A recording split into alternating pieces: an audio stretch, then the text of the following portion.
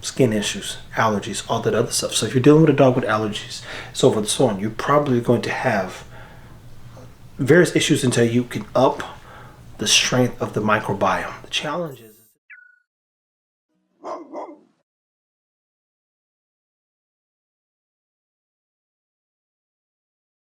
you know what this is? This is the Secum, depending on who you're talking to. The irony is they spell this thing different in various places in other countries. Now, why is this important? Well, the big word is this.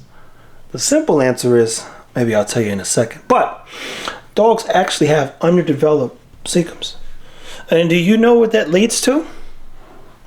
To lead to some challenges when it comes to absorbing, breaking down, and utilizing various things such as carbohydrates. Now, the gut needs fiber. And how do you boost the microbiota? Godly, this is getting complicated already. TV here with Philbilly TV. Now, we're in a sick time. I literally was supposed to go to Cali this week, and Ruben just texted me and said, Ruben Jr. had it the worst. They all got a stomach virus, and they were shivering and shaking, and they were, I don't want to say deathly ill, but they were pretty sick.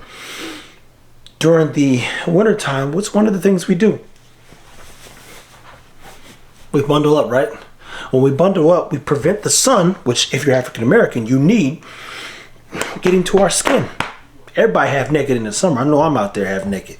So the sun's taking care of us. You really ever hear anybody getting sick from what? Being out there during the summertime, unless the coronavirus, is floating around.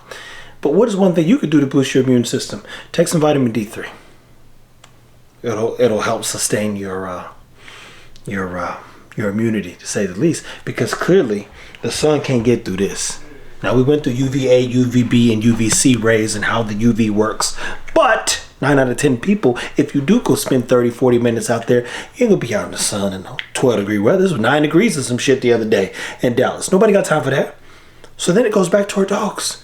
Ego and them don't want to be out in 12-degree weather either. So they like this. They hitting the door. Boom, boom, brother.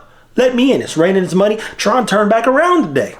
So I come back to starting this journey of getting you guys from gut to butt. And I'm asking myself, hey, what's the key to managing our dog's quality of life? Part of that is, from a business standpoint, where's the problem begin? And I'll read one of the paragraphs. So I challenged the feeding club. Man, look, that feeding club is getting fun on Instagram.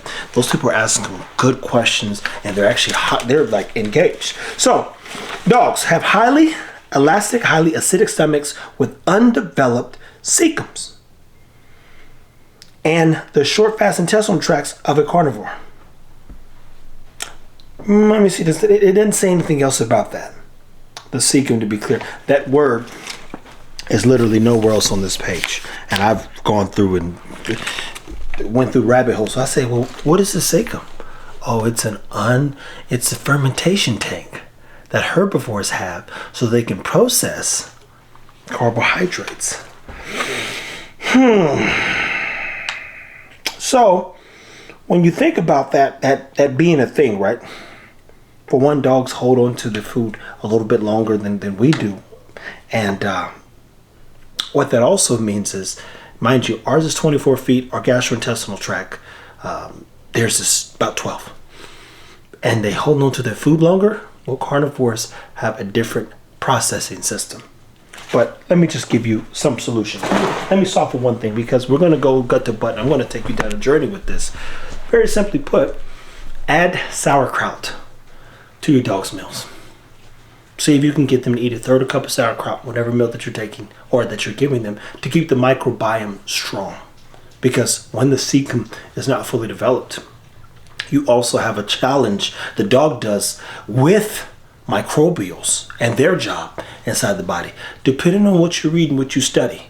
But I said, man, that is interesting. So I've been up here half the day going through a few books, trying to align the information to help you guys improve yourself. This right here is a fermentation tank. This right here needs, meaning dogs have zero carbohydrate needs, and this, it's like, oh wow, this is why. Versus, again, a horse. Even pigs and cows, they have way bigger fermentation tanks. They can't break down a lot of times, in high cases, insoluble and soluble fiber in excess. And when they do, skin issues, allergies, all that other stuff. So if you're dealing with a dog with allergies, so forth and so on, you're probably going to have various issues until you can up the strength of the microbiome. The challenge is there's not a lot of education information out there, and they're still learning and doing a lot of tests to try to figure it out. Guys, I'm not going to beat you up over this one right here. Just keep taking care of your dogs.